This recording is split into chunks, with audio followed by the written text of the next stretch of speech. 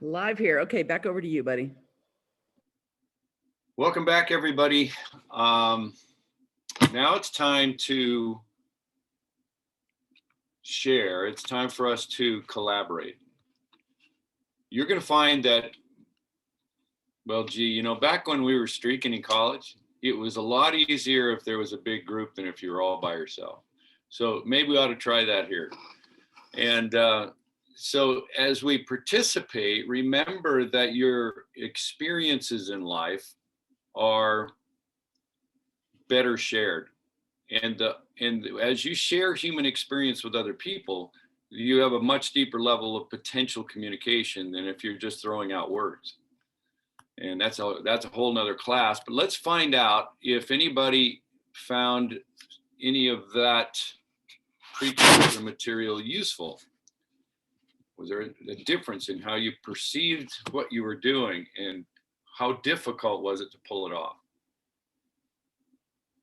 It was just so wonderful, like coming at it from a whole different angle. I just, what a joy.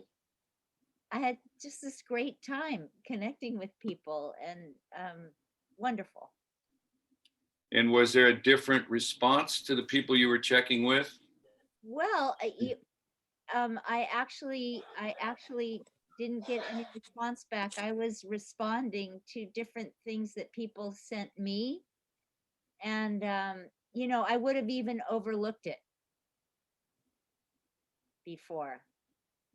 And I could tell, just me having a deeper connection with them and things opening up. Would you do it again? Well, yeah. I mean, this is it. This is great. Cool. Anybody else? Deb, you said something. Go ahead, Deb. Yeah, this is a mindset thing, and it's a very important basic one that I had not heard of or thought of before.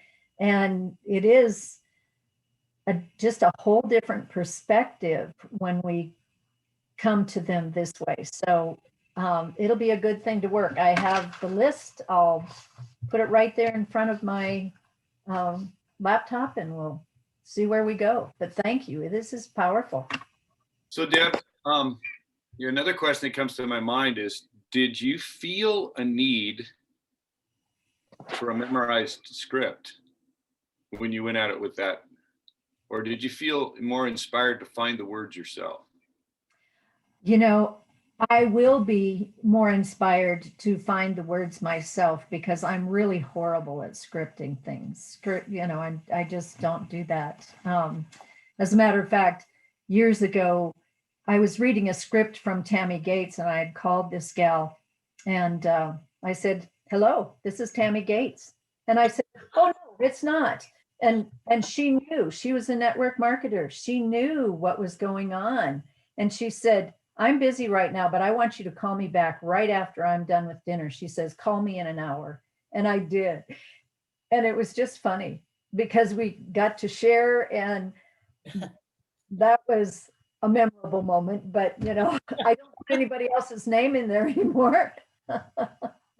So, all right. It worked out that time. Yes, lessons learned. We only have to learn one time there. But yes, I think this will be very good to come up with my own heartfelt, toward that specific person. So that's what creates the sincerity, because they can tell when you're pull off on them. Yeah. And, you're reading the wrong script and saying, "Oh my gosh, you're gorgeous." And some ladies, they'll just sort of feel like, "I ain't turning on the thing because I'm not ready yet. And it's a bad hair day, and I got one eye lower than the other one. If anybody messes on me, I'm going to stomp them into the dust." And you say, "You look just terrific." They go, "I poke you in both eyes at the same time." Yes. Okay, anybody else? Yeah, Jerry, this is Peg. Morning. Yeah. Yeah, I love this. What happened for me was I just shifted away when I'm thinking about being a blessing. I had a good friend who had a birthday today, and I realized this is her first birthday after her husband passed.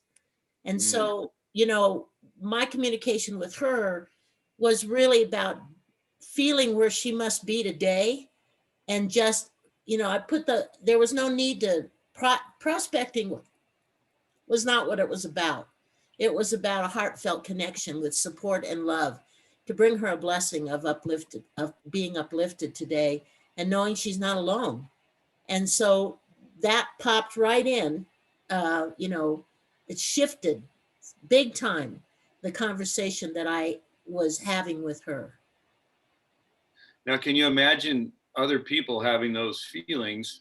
Would it be easier for the prospect to hear from you again if you blessed them? And that Definitely. was Yeah, definitely. I expect a whole opening up of reconnecting with her.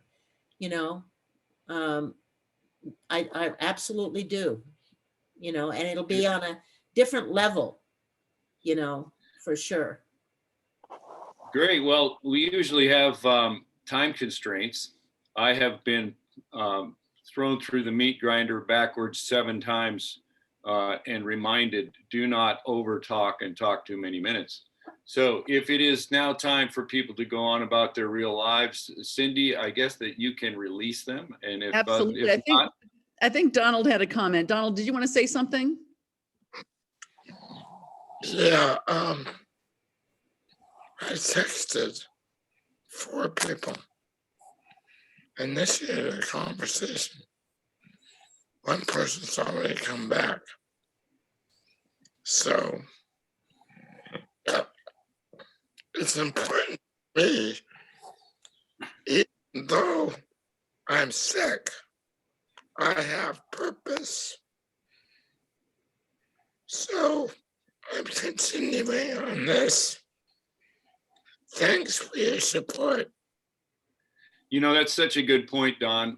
And everybody feels it. Within the first 2 words that you said, we all bought in. Whatever this guy's doing, I know I can matter if I listen, if I hear, if I can help him get where he wants to go. I matter, because you're coming from a point where you're putting yourself on the line.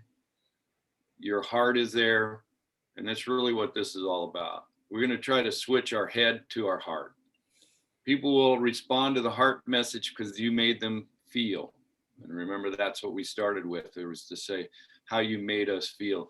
And Don, when you stand up and deliver, and you do what you have to do, it tells all of us that we can be more inspired within ourselves.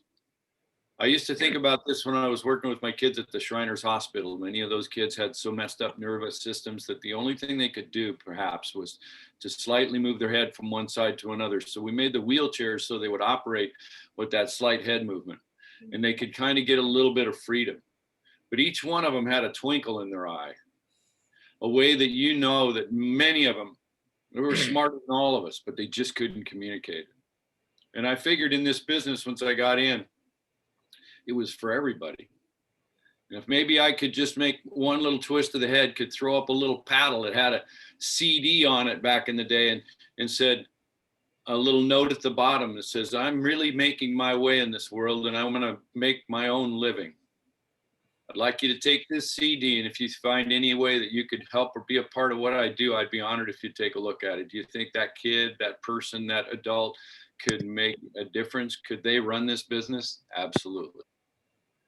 And Don, you've inspired all of us with that. Anybody else feel that? Absolutely. And one more comment is, I reached out to somebody that we've been helping with a, pretty scary situation. And the other side of the coin is, how would he feel if we didn't follow up? Did we really care, or were we just trying to make a quick buck? Right. That's really the internal struggle that each one of us makes before we begin to start to call, is you got those 2 sides that are pulling against one another. Should I just step out and be that blessing, or am I annoying? And I had a real revelation the other day. All of you probably have heard of the concept of I-amming. I-amming means it's something that you've told your subconscious so many times that you believe that is you. And I was subjected to a series of life experiences when I was younger that that told me that I was annoying. And I only just through a conversation with my mom the other day began to realize that I go into almost everything that I do waiting for somebody to tell me to shut up because you're annoying. And so what happened was, no matter whether they got the hiccups or whether a bird flew by, it didn't matter what set it off. Somewhere along that line, I felt like I'm being being a burden to someone else. And it was the most disempowering thing that I could remember. But then I remembered that the concept of I aming, and I thought, you know what? The light went on. I'm causing that to happen through subconscious program. And so with that realization, to be able to go back and reprogram the subconscious to something that says, no, I'm not. And I'm going to throw this last piece in and we'll shut it down. But for some of us, we're in a world today, there's too much science. And science is observations and propagations from people who are operating from the head. And the head has much less power than the heart. One day, the scientists are going to come to the realization that in order to be a true healer, go watch the Gary Samuelson video. Go watch the Vertus Norton video. What changed was people's sense of their heart. That they were stepping out of themselves and standing back and not trying to self-aggrandize. There's much of science that is wrong. And so with it, it's our job, it's our duty to go out and fulfill. And so the point I wanted to make is that go back to the greatest book of wisdom of all time. And there's a passage that says, the helper will be sent to you, called the Holy Spirit. And for some of you, you can call it whatever you want to.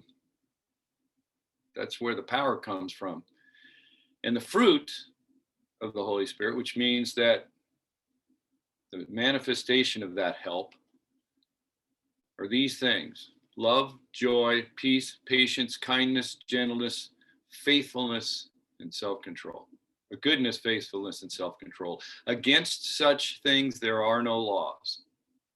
So if you wonder if what you're about to do with someone else is wrong, you will feel none of those things. But if you begin to pursue love, joy, peace, patience, kindness, goodness, gentleness, faithfulness, and self-control, any one of those will start you on a path that will lift you up and carry you. Thanks, guys. Great job, Jerry. Thanks so much. Have a great day, everybody. Thank you. Thanks, Jerry. Yes, Appreciate it. great training. Thank you. Beautiful Thank you, message.